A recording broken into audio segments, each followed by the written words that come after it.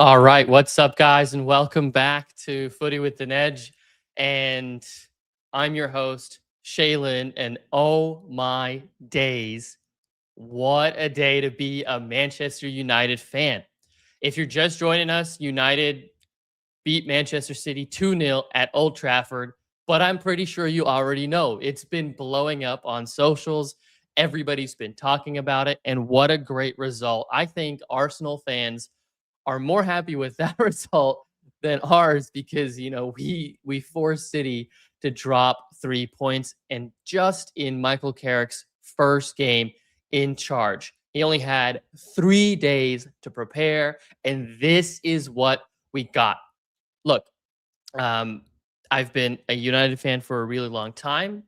I've sat through the pain, the draws, the losses, especially the 10-man Everton, where it was looking pretty dark, and the whole circus around just the club in general. But today's felt a little bit different. It felt like Manchester United again. We have a lot to be positive about.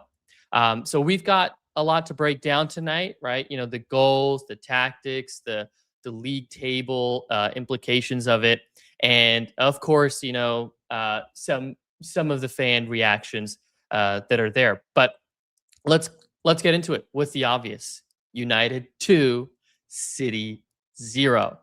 Manchester is red, and honestly, I think that could have been at least 5-0, right? We hit the post, we hit the bar. We had, three goals disallowed for offside, and and one of them they didn't even show the line for, right? It was literally just millimeters in my mind. But the XG, that tells you just a whole different story.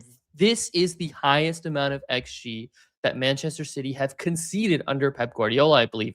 United 3.81, City 0.42. And let me say that again: 3.81 expected goals. We weren't, I will say, we were clinical in front of goal. Unfortunately, not all of them were allowed for us. Just a bit unlucky, I guess. Like, what else can you attribute that to? And that is the most that Pep Guardiola has conceded. In fact, they only registered what?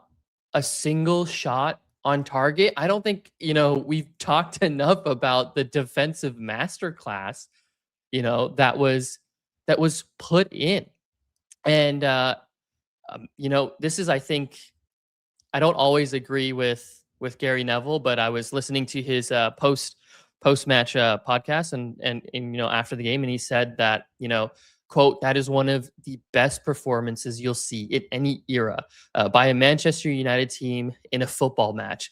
That's an unbelievable performance from start to finish, and I agree. I thought that was a great performance from minute one to minute 90. I think I was only really worried for the first 15 minutes when I think Dello had just a little bit of a head loss or something. But credit to him. He came back. He got himself recomposed and, went out there and didn't let the first 15 minutes affect, how he was doing. And, from now, here's kind of what a little bit of kind of what makes us special, being a United fan in that sense. In the press conference, he was talking about the emotional state of the players, right? That they were almost desperate to do well, and we saw that today with the effort that was put on the pitch. Now, a lot of you guys might go, "Well, where has that been the entire season?" Look, I get it. I hear the term "light switch FC" from Mark Goldbridge and whatnot, but we have to credit them. This was a game that we needed them to show up and perform, and that is exactly what they did. And and to Carrick's words, quote, to manage it emotionally with the information we've given them and pulling it together, the boys were fantastic today in so many ways. And can we just take a step back and just talk about Old Trafford today? What an atmosphere today. Especially you could hear it while you were watching the game. Gary Neville, made that point too, right? The fans were clapping at halftime, even though it was 0-0, because this is what they have been yearning for. This is something that they've been wanting to see for quite, for quite some time. And, this is the most dominant performance, like Mr. Reynoso in the chat says, most dominant performance over City at Old Trafford since that 4-2 win in the 14-15 season. Man, but I have to agree with you there, right? But that is such a great shout for Mr. Reynoso in the chat. But let's continue, right? What happened the last time we played against them? They weren't clapping, because of the result or anything like that, especially the fans. They were clapping because they were finally seeing a performance. It wasn't like a jeery way to clap or anything like that. They saw the players running. They saw them fighting for the badge. I mean, I see Luke Shaw, going and doing a front flip. That's amazing to see. By the way, a little side note, which I think maybe we haven't talked about, but he's played the most amount of minutes for United this season at 1,914 minutes, ahead of Bruno. Right? You would never expect to see Luke Shaw in in a in a position like that. I guess in the past, but definitely is a tournament year because he's fit and he is firing. But he had a great performance today as well. Now, that the clapping should tell you quite a lot, especially about the feeling of the fans that are there on match day and that have had to kind of see through that slog, right? And whatnot. They're not like, look, guys, United fans aren't stupid or anything like that, right?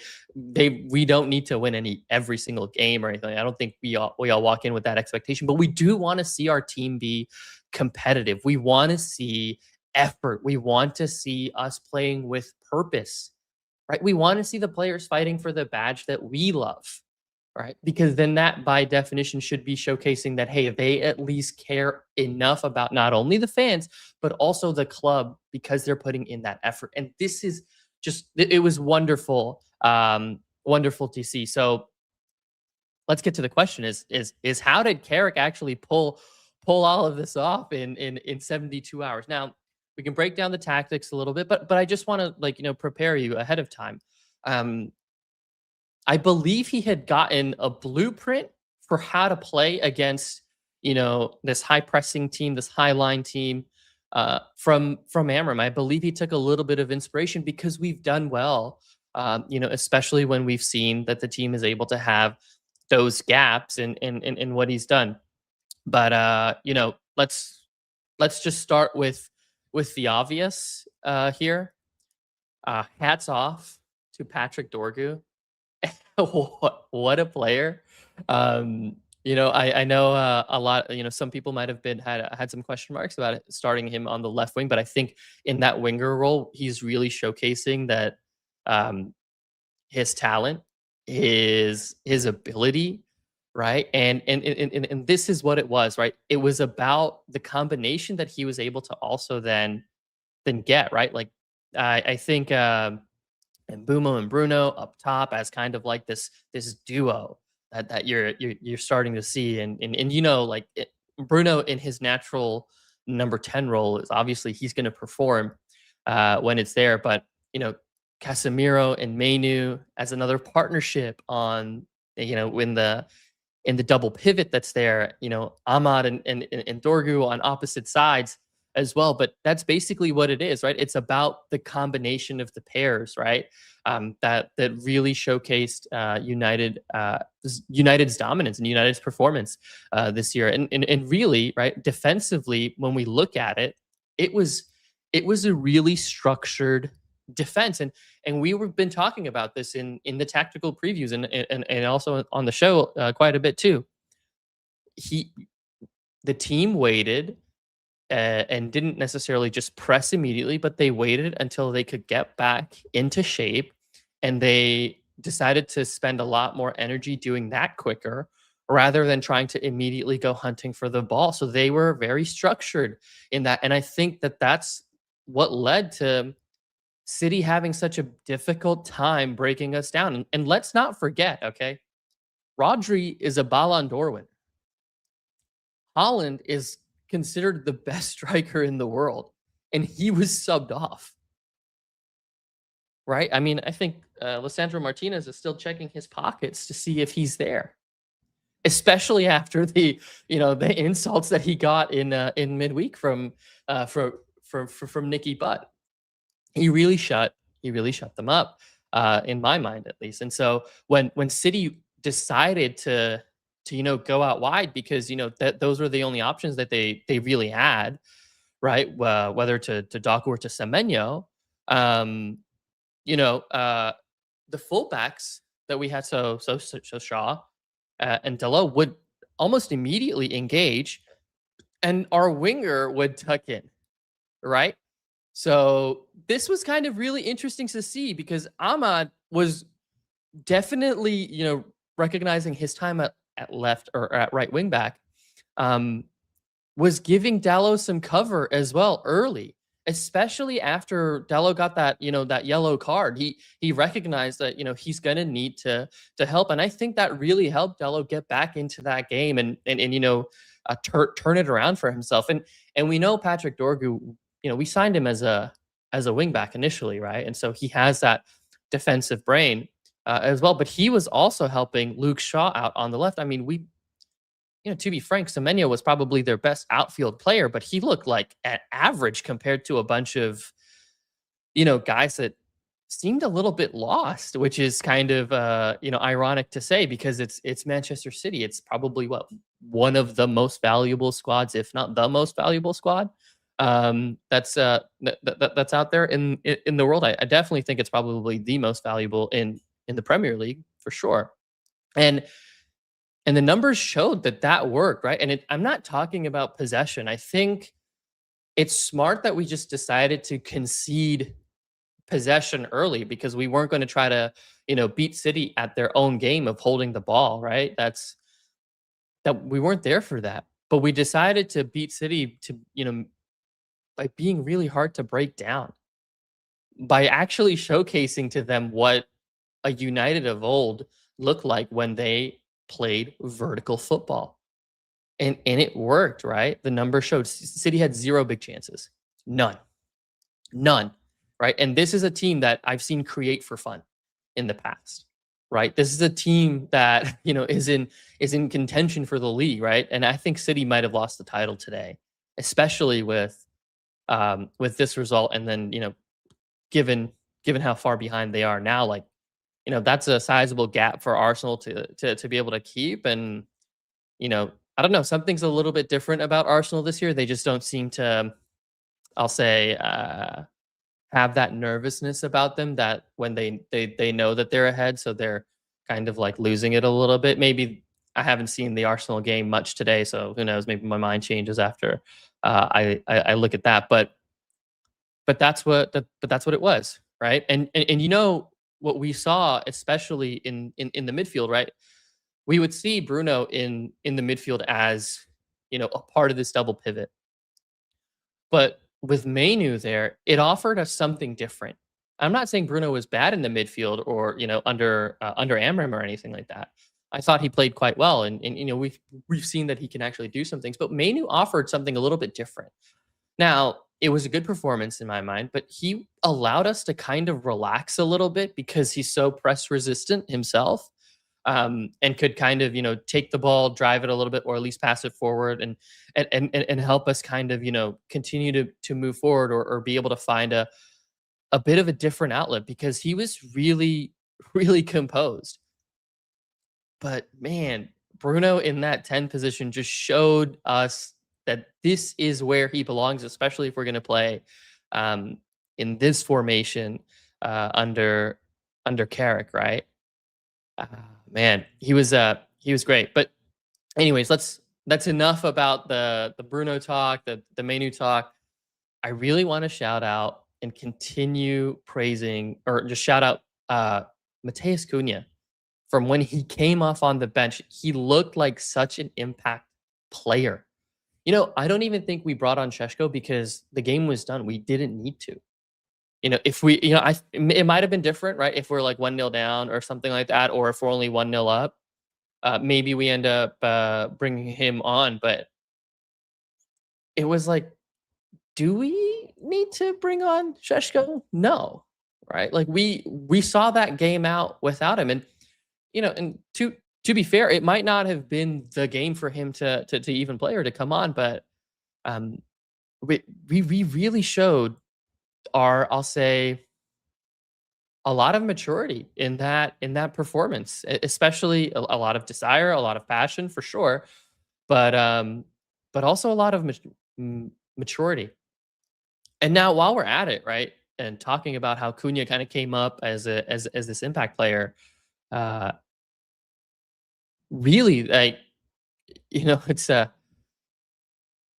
what we were hoping, or at least it's what I was hoping to see from when we signed him, right? To kind of come in and be able to take a little bit of that load off of Bruno Fernandez, especially in the creative role. And boy, did he do exactly that. Yeah, it makes me like, it makes me feel really good knowing that from an attacking standpoint, we really do have some great options available to us, especially with this rise with Patrick Dorgu giving us an option on the left wing. Kind of what makes me a little bit worried, I will say, is you know what happens next, right? There's like what 13 or 14 days left in January. It's just 2 weeks. We keep hearing some rumors about a midfielder that comes in, and we know that Carrick wanted a winger to come in too, potentially. But I mean, I don't know if that happens, and I don't even want to think about it today because we're now back in fifth place, right? We're a point ahead of Chelsea, and you just like three. Or no, we're just a point off of top four too, I believe, right? Because Liverpool drop points too. Let me just pull up the league table here real quick. Uh, where is it? Yes. Okay. So yeah. So Liverpool are fourth with 36, and United are in fifth with 35, and a better goal difference too. Liverpool have a +4. We have a +6. Really, the only one that I'm concerned about tomorrow is that Newcastle game that's coming up, because they're there with 32 points. So if they win their game against Wolves, who have looked better in the recent games. Let me look at the form table here for Wolves. Yeah, Wolves have won two, drawn two, and only lost one. Newcastle have won three, but they most recently just lost to City and then drew to Bournemouth. So who knows? Maybe we see an upset, and I hope we see an upset, because I would love to continue to put some separation between us on that table for sure. I would love that. But yeah, okay. Now look, I'm not gonna say that we're gonna win the league under Carrick this season. I'm being a bit cheeky here, but I don't think the European places are that unrealistic for us to be able to get. And here's kind of why, right? This showed a lot of, I'll say, tactical flexibility from Michael Carrick today. I really enjoyed I really enjoyed that he wanted to kind of go in with a little bit of a different approach than what we've seen and what we've heard from under his time at Middlesbrough. So this was a really good thing in my mind, because it shows that he's adaptable to how he wants to play. He's likely going to get maybe some feedback from Wilcox and whatnot on how to play. At least he's probably a little bit more willing than Amram to take it, which I get it, guys. Like, we have our disagreements on Wilcox and what his role should be, and maybe not all of us feel that he should be as influential as he is. Totally fine. but again, if you're in Michael Carrick's position and you want to be able to see that in the next 16 games that the team performs the best or whatever, and that you have as positive of an environment or as for you to succeed, and not only just you but also for the team. Maybe he has to take some of that feedback on board and just try and try and implement it. Who knows? But we're not here to talk about that. We're here to continue to stay positive on the fact that we could probably get European football. Now, I just want to know the answer. When I ask your guys' opinion, for the question that I have, you think it happens again next week? Arsenal at the Emirates. I know in the first game we looked good. I felt like we were really hard done by. We should have gone at least a point, right? But do you think it happens next week? That's get your comments in below. Let me see. Oh, Darshan, thank you, brother. Super with the super chat. Love it. Let me see. Let's see. Yes, Raphael agrees. Right, Cunha was wonderful. And then Lucky Singh says, "I told man Cunha knows past Mason Mount, Patrick Dorgu stay the right wing." Yeah. Totally agree. I'm not gonna give Carrick the contract and I'm not saying Wilcox in just yet, guys. Okay. Uh, don't say it, but I just wanted to provide maybe a little bit of a different take or a different opinion, because that's what you're here for, right? I'm not saying like you're here for hot takes and spicy takes or anything like that, but who knows? You might be, right? What's up, Nelson? How are you doing? But yeah, guys, I know some of you may not have had the chance to actually join earlier on Andy's call in. So I'm gonna put the link to the StreamYard in the chat. I would love for some of you folks to come on. See, Mr. Reynoso, this is interesting, right? Like, you're gonna say that Arsenal are gonna be prepared, and I agree. I think they're gonna probably suspect what our game plan would be, and you're right. It's not impossible, but let me just offer this maybe as kind of a counterpoint. Do you think Mikel Arteta is not, isn't the type of guy that's kind of like Pep, who's saying, no, if we're gonna play and to win, we're gonna win in my way? Or have we seen something different from him this season, especially with the way that the tactics have been changing for him, and his reliance on set pieces, which isn't a bad thing, right? Because I think all the teams are relying on set pieces for sure. But yeah, it is definitely interesting that you do say that. Let's see. All right. If I were to ask you guys your mood as a United fan in one word, drop it in the chat and let me know, what is it that you think? What's your mood? How are you guys feeling today? Tell me. Talk to me here.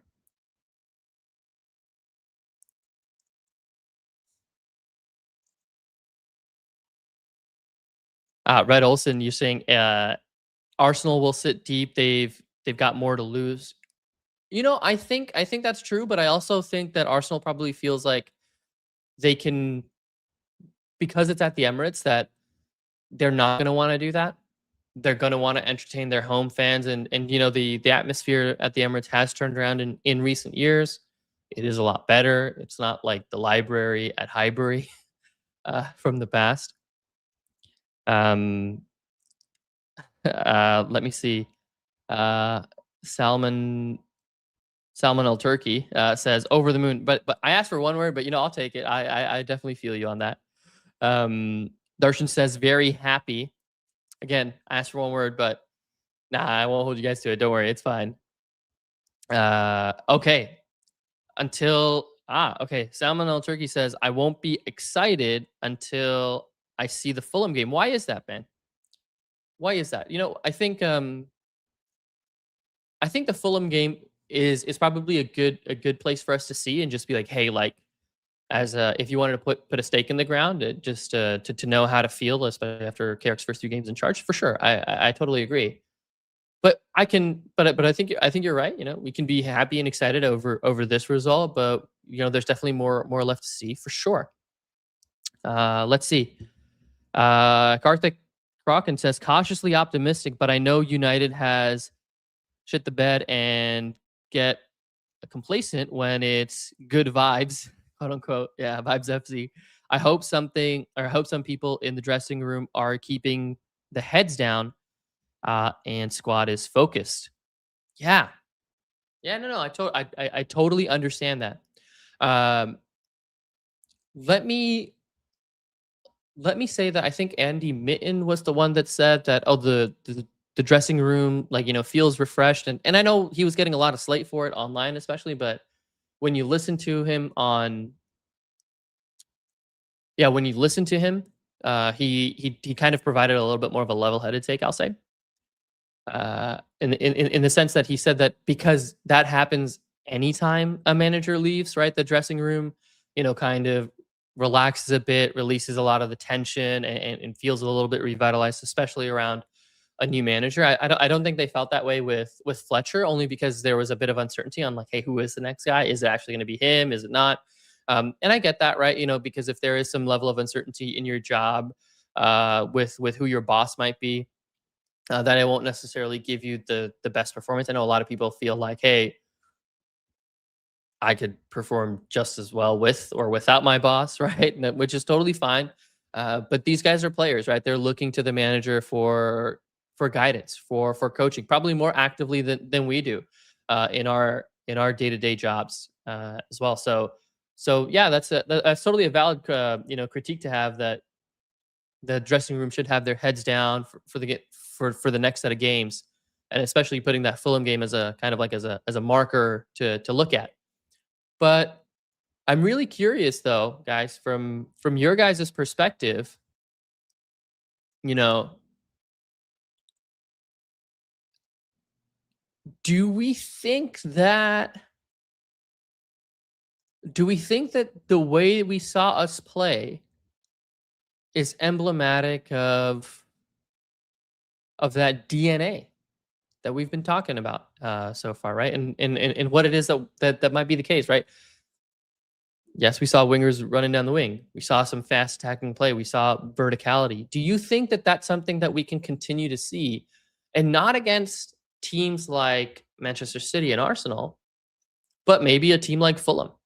I'm not saying we're gonna, give them 60, 70% possession, because I don't think that that'll actually happen.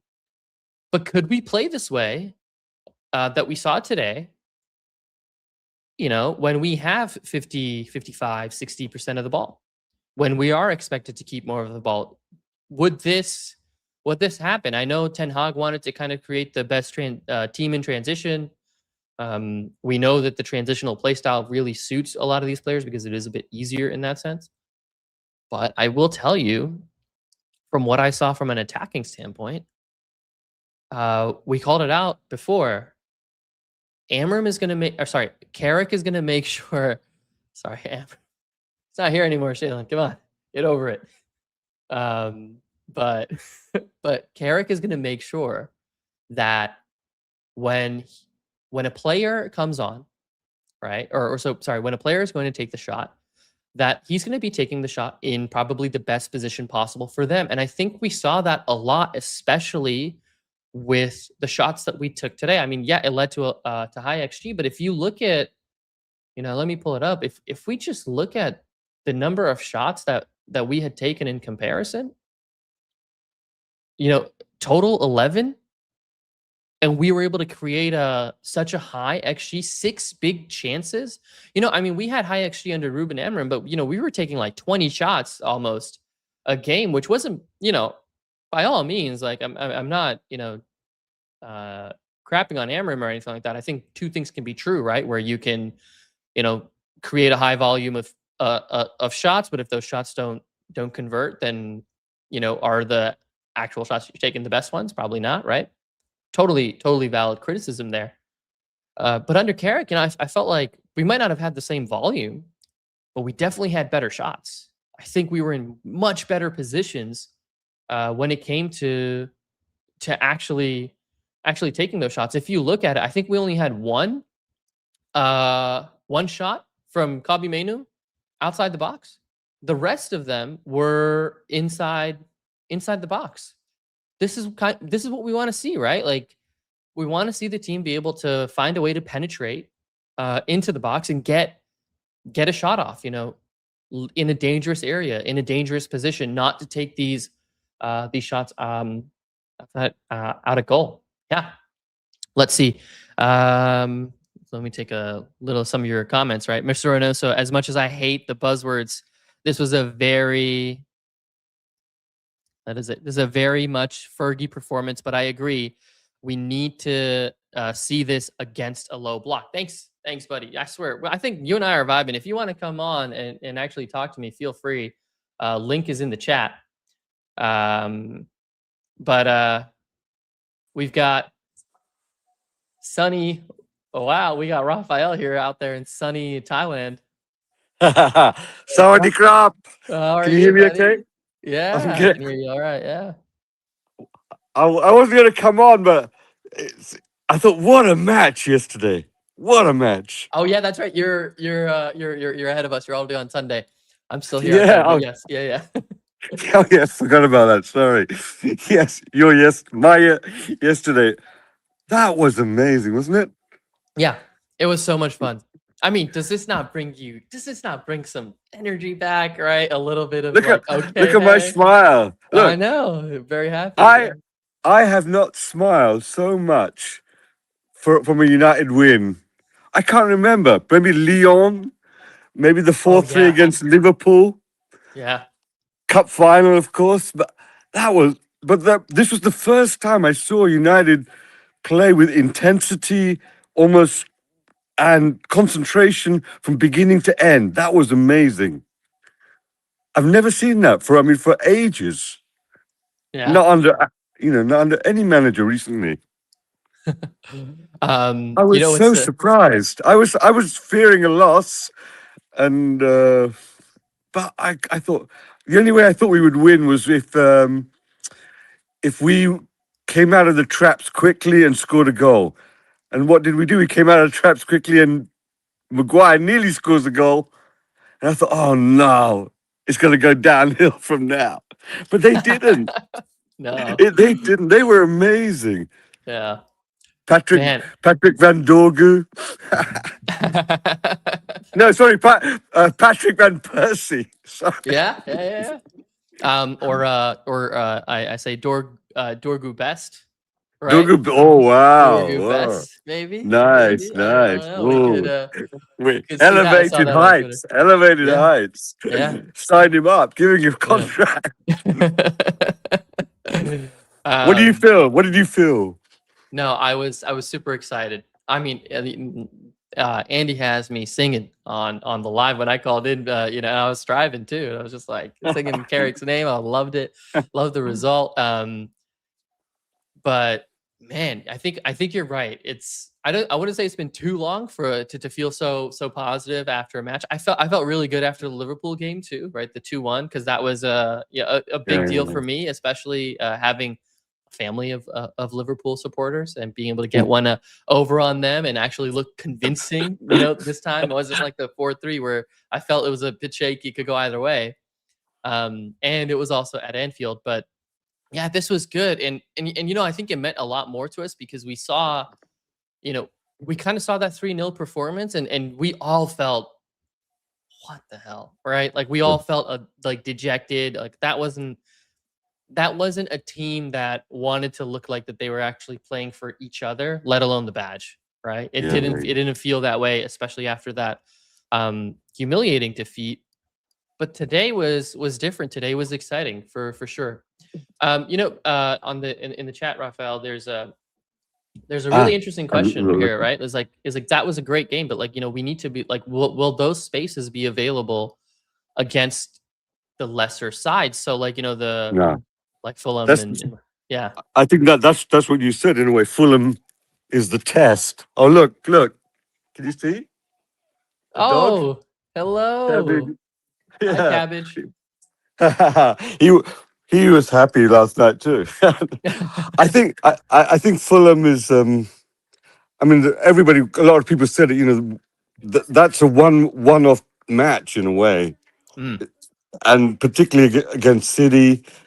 We're not most of the. I think what's going to happen is actually the real test is that probably all the teams between, let's say, fifth and 12th, maybe, are going to be like 6 pointers now. Because so far this season, they can all beat each other. It's so inconsistent. So it's going to be very interesting sort of end of season because, you know, you could win or lose to any of these teams. We've seen that. So hmm. it's like 6 pointers, so many 6 pointers. And we just don't know Yeah. how it's going to go.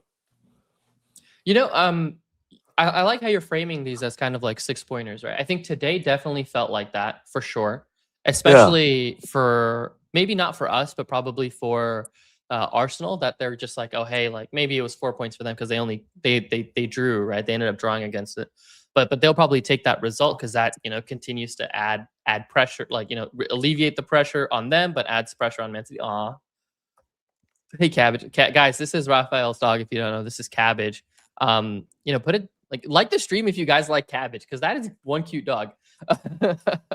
But as I was saying, He's and a as red. kind of what you were mentioning, you mentioned, yeah, that these next set of games are probably going to be, 6 pointers for us, in a sense, Yeah. because we want to start, kind of putting a gap from where we Yeah. are in the table. And if we look at how compressed that league table is, Yeah. for where we sit in 35th position to where Fulham are in 10th is a 4 point gap, right? Yeah, I know. And to where Newcastle are in 9th, that's a 3 point gap, right? And so while Newcastle have a game in hand for sure, so maybe you might see them climb up, but it's only like 2 points, 3 points that are going to Yeah. make a difference. And so, when it comes to playing against the likes of Brentford, Yeah. Sunderland, Fulham, and, even Brighton to a degree too, Absolutely. if we don't, Absolutely. take our chances and if we don't get there, we might find ourselves tumbling down the table as well. But Because the but first half was very competitive. but so far in the beginning of the season, we struggled against those teams, haven't we? And Yeah. we can beat Liverpool. We beat City.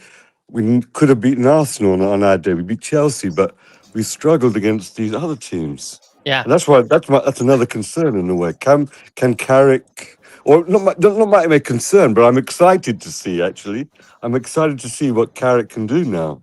I Yeah. wasn't excited before. These will Yeah. be really interesting games. I think Yeah. all I of think them. it These will six be. pointers. But Karthik, how are you doing, man? I think this is the first time I'm getting a chance to talk to you. Is that right? Have you been on the stream before? No, this is the first time I've been here. This first time for you? Okay, okay. Why don't you Yeah, before you get into your thoughts, tell us how'd you become a United fan? And how long you've been supporting United, and let's go from there. yeah. So I'm from India, and like I got roped in by my best friend back when I was in college. I Okay. never watched football, What but year was that? What year was that he roped you in? I was roped in after Mourinho won the Oh Europa boy, trophy. what a friend you have there, man. You've seen Right, some bad and times. I mean, to be fair, at that time it was looking pretty fucking good because we had a bad spell of two managers, and then Mourinho had come in and we had just won the Europa, and we had Zlatan leading the front with Pogba at the back, just behind him, right? Yeah. So at that time it felt like, oh my god, this is the year we are going back to the front, and everyone is going to win and everything and like that. And the next year, Jose got us to like second. That is also his biggest achievement, quote unquote. Yeah. So that was how my journey started, and I still curse him. I curse my friend for putting me through the tribulations. But I mean, But we've had great moments, right? we have had Come great on. moments. Yeah. All right. Oh my god, that was such a memory lane to go down. But Yeah. yeah, uh, Give me your thoughts on the game, Karthik. How'd you feel that went? It's your what were your thoughts? Do we have I hope for was our next game?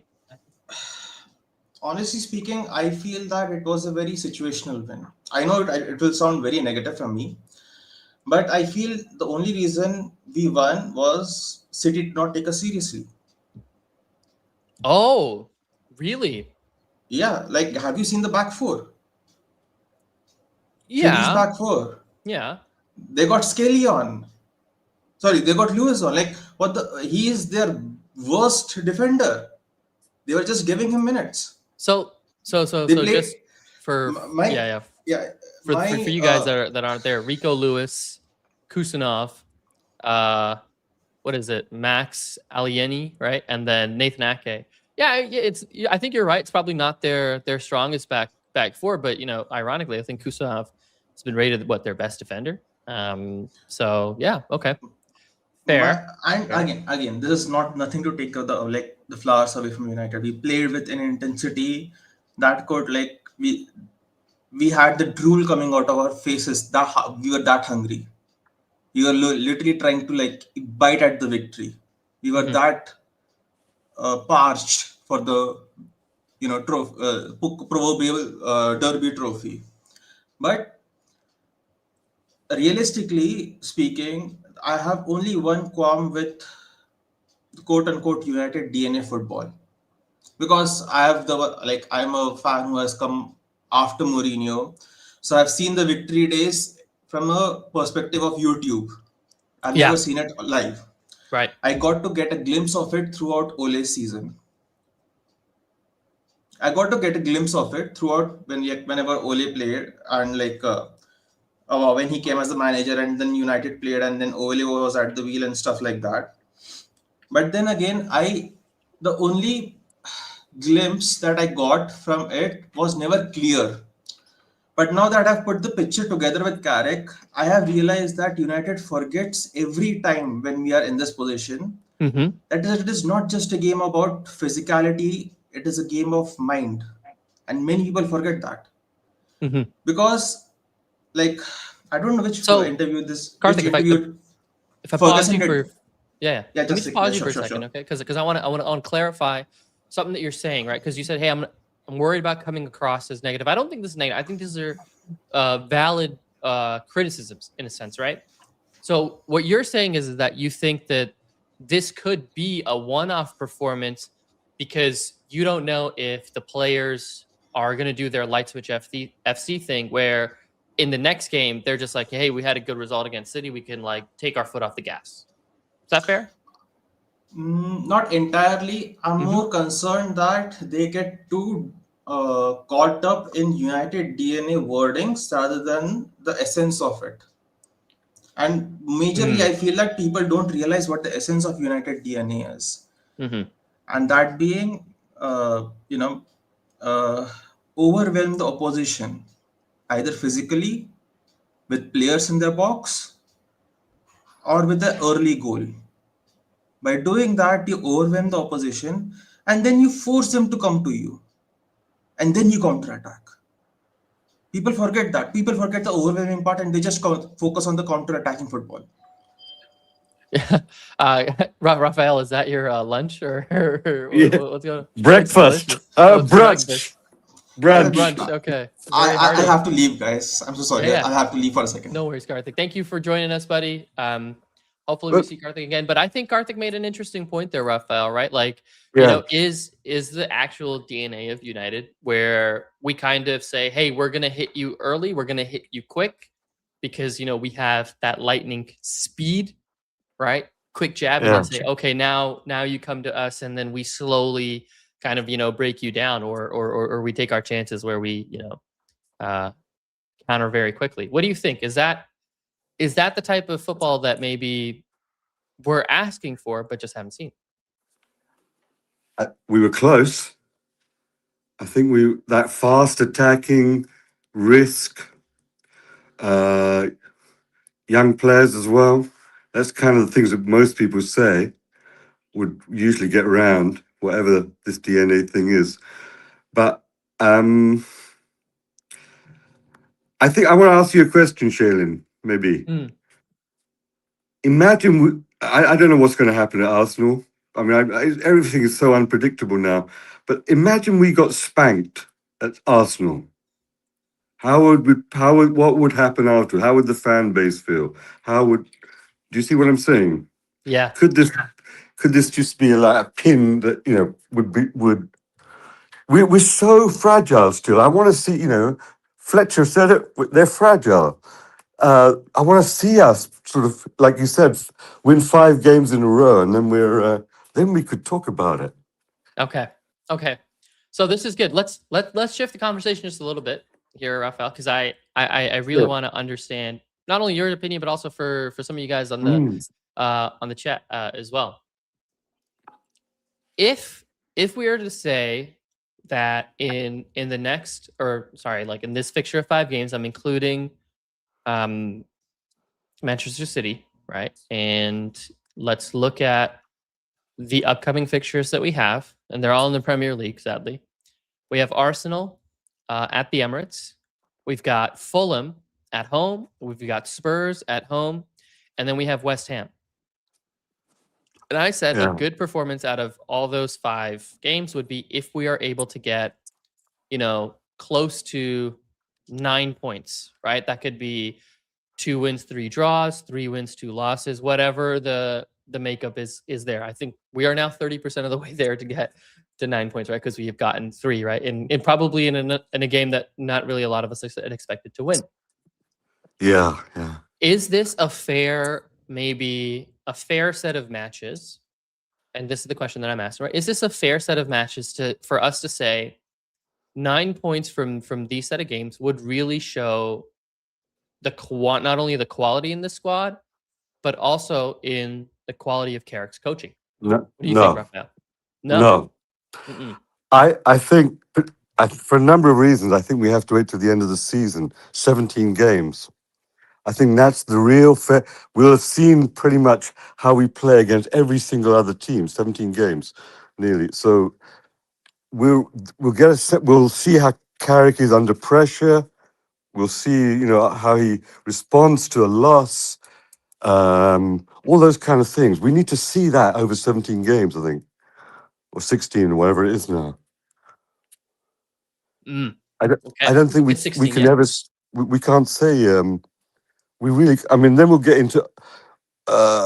Give like Ole Gunnar Solskjaer time. Give him the job. Give him the job. And that creates pressure on him. I think we should almost. I thought about it last night when I was watching. Maybe he has the free in his mind. He has the kind of freedom. Carrick. Every match is going to be a cup final, and if he can get the players to get up for that cup final, it's like a free hit every match. Then maybe it's interesting. But if he has the pressure, oh yeah, the fans will give him the job after 5 matches. All that stuff. Take the pressure off. Take the heat off him. Okay. So that's interesting. I kind of like that. So that's really a cool perspective, I'll say. Why we may have a different sporting director by then. Maybe we might. Right? Who might make the decision better than this one. Yeah. No, why so why I have a different idea than the next 5 games is probably a good litmus test for us is because I feel like we're playing against a variety of teams, right? We've got 2 difficult games in City and in Arsenal, right? So one is out the way. We're about to approach that second one, but we're also going to see 2, I would say, lesser teams or poorer teams than us in Fulham and West Ham, which will kind of force him to kind of, adapt tactically in a different way, right?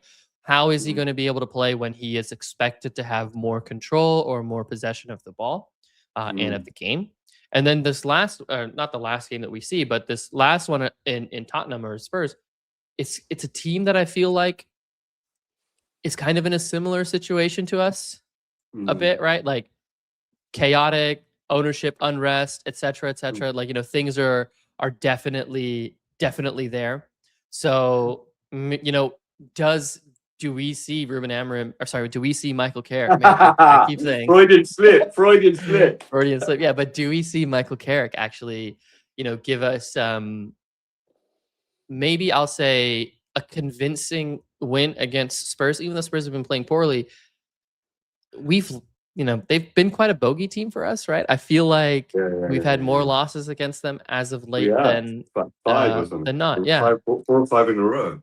Yeah. So this is kind of Including a where I very think it's special interesting. night in Yeah. in Bilbao. Yeah. In the chat, this is pretty interesting. So Algorithmic Dream goes, guys, I managed to watch the 20-minute highlights. I mean, do we really need a system when this functions? Dream, that's a great question. I say we still do, only because not every team is going to set up and play like us against like Man City did. So we need to be able to have a system where we're kind of showcasing repeatable patterns or repeatable styles of play for sure. So that's my take on it. Raphael, do you have anything different or? Okay, one thing to remember, this thing.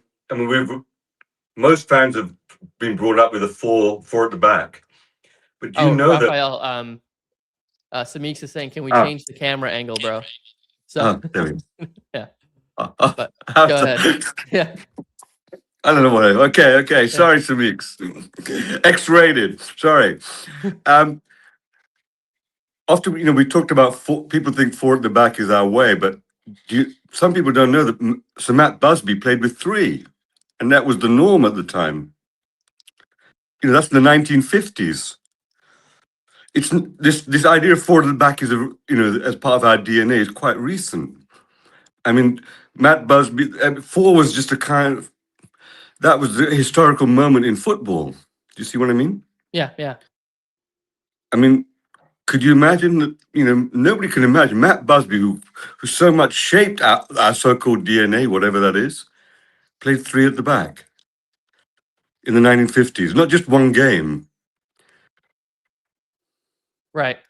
I think he's asking less a little bit about the formation, maybe just what do we see from the team as a whole. Okay. But yeah. But okay, all good, valid. One last question, I think, before we kind of cap it off, because in the comments, I'm hearing you guys. I'm reading exactly what you're seeing. Right, a lot of people are just like, brother, I love the stream, but it's just too long. I totally get it. Well, All right. Into an hour. I have to get to my brunch. Yeah, no worries. Raphael, you go. You go eat. And thank you so much. Yeah. See ya. All right. But yeah. So guys, my final thoughts on this whole situation that's kind of happened is today we saw a team that was actually playing for each other. Now, whatever the context might be, it's fine. But I felt like that they were there to put on a performance because they wanted, or they had, a point to prove to a lot of the doubters that were, pushing their narrative and kind of, giving, sharing their voice or sharing their opinion. And this is important that we see that the team has a level of resilience to be able to fight back. I know we talked about on Thursday that we need to reduce the noise around the club. And I know some of the counterpoints that came across from it was, hey, we need to expect the players to be a little bit more resilient towards the noise. I think this is showcasing that latter part where they were resilient. I mean, you have ex-players saying that, Lisandro Martinez won't be able to do anything against Erling Haaland. And we proved the opposite. Now, I get it. There were some. There's a valid a take earlier where the back four that Manchester City played wasn't necessarily that of a serious one, but you can only beat what's in front of you, right? And this is why we're seeing, hey, Pep Guardiola going to sign Mark Gahey and maybe even another defender, right? Another £500 million spent in January just to beef up the squad. Who knows? But it's really crucial for us to recognize that not only did the noise this time not affect them, it actually spurred them. It motivated them to play better, to play at a higher level. Now, Carrick might have done a great job in the 72 hours of making the game almost simpler for them, right? By just getting them to focus on some of the basic stuff, right? Hey, make sure your passes are clean. Make sure you first get back into your defensive shape before you decide to press against the ball. And that possession for possession's sake isn't really going to net us much. We had a clear plan of how we wanted to attack forward. We played with the right level of intensity of what you would expect from a derby game. And the fans responded in tune by backing the team. And that's crucial because the fans in the stadium are not the only ones that the players are listening to. They're also listening to you guys as well. So with that being said, thank you guys for tuning in. Tomorrow I'll be probably going live at like 9 Eastern or so. I'm not sure if Andy will be going live from India alongside Rishi. We'll have a little bit more to talk about. If there is something that you wanna see, why don't you leave it in the comments? Like the stream on your way out if you haven't. For those of you guys watching the video at the end after this, like the stream or like the show. Subscribe if you haven't already.